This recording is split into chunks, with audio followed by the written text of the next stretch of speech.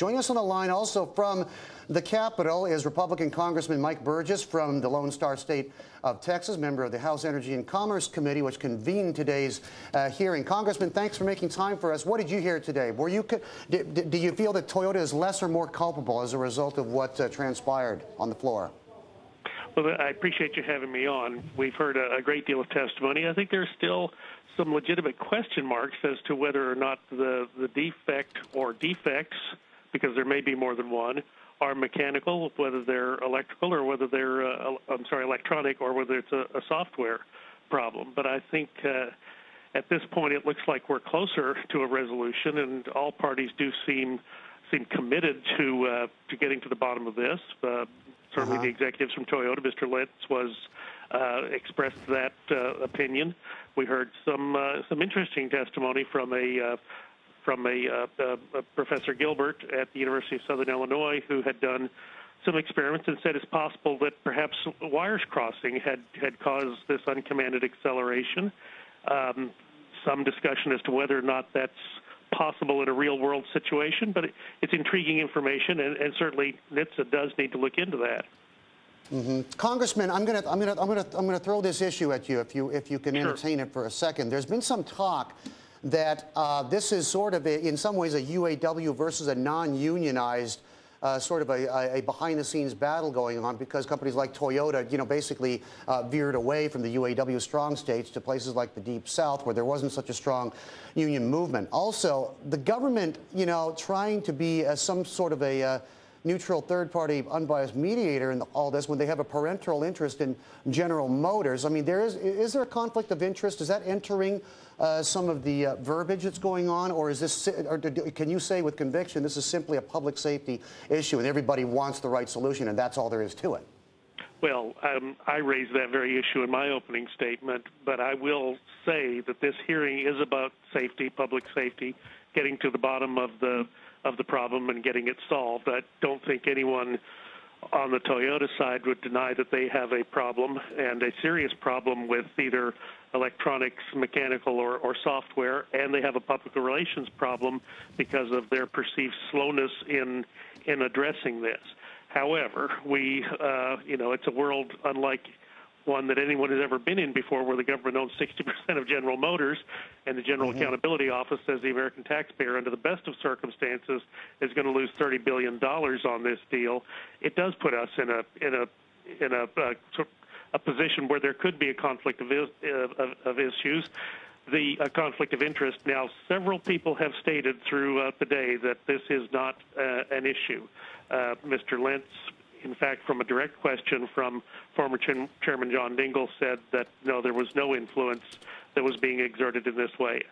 And people are going to speculate. I speculated. It is what it is. We should never have bailed out General Motors in the first place, in my opinion. And now this is one of the things that we reap for having done that. It raises a legitimate question as to whether or not we can be a fair and impartial body.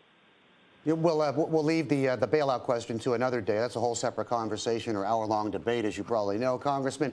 Finally, let me explore this final sort of angle with you. There's been a certain, it's actually not small, it's a growing constituency of let's not nuke Toyota, especially those states where the car company, along with a lot of other, multinational, particularly Asian car makers, have set up shop, created, in many cases, many jobs, and really been benefactors to large communities. How much voice are they getting at these hearings? And is there a partisan approach to this? Is this a Republican, Democrat kind of an argument going on, or is it strictly nonpartisan? It's as nonpartisan as we're capable of being right now. How's that for an evasive answer? Okay. It has been about safety, and it has been about public safety. Certainly, the people who work at Toyota have been referenced several times during the day as being, through no fault of their own, they're involved in this. The hearing room, and I've just stepped outside the hearing room to take this call. There are many members who are wearing Toyota logo shirts, who apparently work at the company, who've stuck with it all day. We've been at this since 10 o'clock this morning. So it's a good commitment on their part to see this thing through and show their commitment and their involvement. Texas has a Tundra plant. There are various locations around the country that have Toyota manufacturing facilities. As you point out, they tend to be more in the non-union strongholds. I don't know whether that's an issue or not. It's certainly not at home where I live, but are there undercurrents of that? Not that I've seen in the hearing. Finally, Congressman, I keep saying finally, but I never get to it.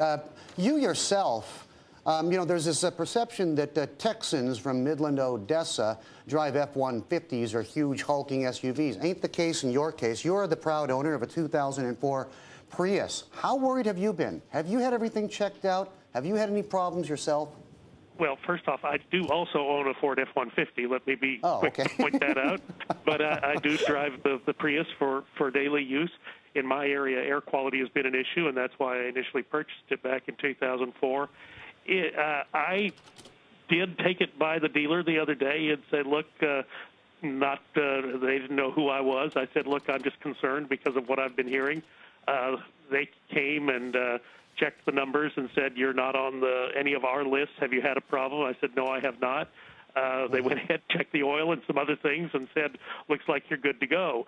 So I was pleased with the level of attention that they gave. Clearly, they took it seriously that they had a customer drive up in their driveway and say, I'm not sure, do I need to be worried? They didn't just dismiss it. They checked it out and said, you're good to go. Congressman, thank you so much for sharing time with us on what is a very busy day.